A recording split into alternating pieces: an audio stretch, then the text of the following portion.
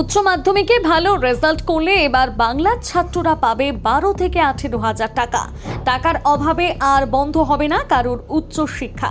হাতে রয়েছে আর মাত্র এক সপ্তাহ সময়।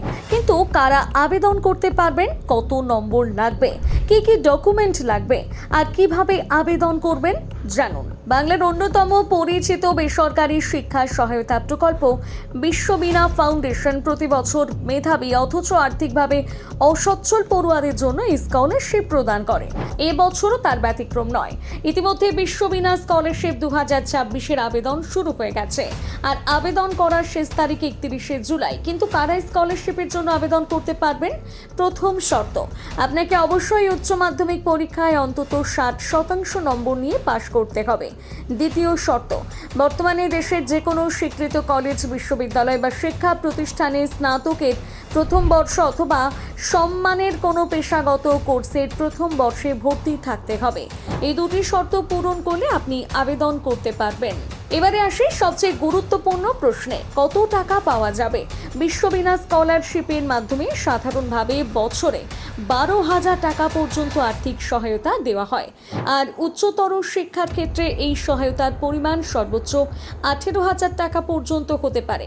এই অর্থ পড়াশোনার খরচ, বই, ভর্তি ফি কিংবা অন্যান্য শিক্ষাগত প্রয়োজনে ব্যবহার করা যায়। এবার প্রশ্ন, আবেদন করবেন কিভাবে?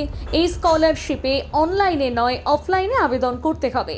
প্রথমে বিশ্ববীণা ফাউন্ডেশনের নির্ধারিত আবেদনপত্র সংগ্রহ বা ডাউনলোড করে প্রিন্ট করতে হবে। তারপর নিজের হাতে সমস্ত তথ্য সঠিকভাবে পূরণ করতে হবে। এর সঙ্গে প্রয়োজনীয় নথির ফটোকপি যুক্ত করতে হবে। সবশেষে আবেদনপত্রটি নির্ধারিত ঠিকানায় সরাসরি অথবা ডাক যোগে পাঠাতে হবে। তাই আবেদন করার আগে সমস্ত তথ্য ভালোভাবে মিলিয়ে নেওয়াই বুদ্ধিমানের কাজ। যদি আবেদন করতে গিয়ে কোনো সমস্যার মুখোমুখি হন তাহলে বিশ্ববীণা ফাউন্ডেশনের হেল্পলাইন নম্বরে যোগাযোগ করতে পারবেন। সোমবার থেকে শুক্রবার সকাল 10টা থেকে সন্ধ্যে 6টা পর্যন্ত এই পরিষেবা চালু থাকে। এছাড়াও ইমেলের মাধ্যমে যোগাযোগের সুযোগ রয়েছে।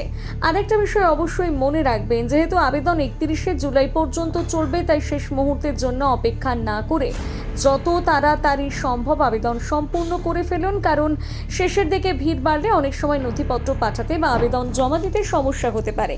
এই স্কলারশিপ নিয়ে আপনার কি মতামত জানাতে ভুলবেন না কমেন্ট করে।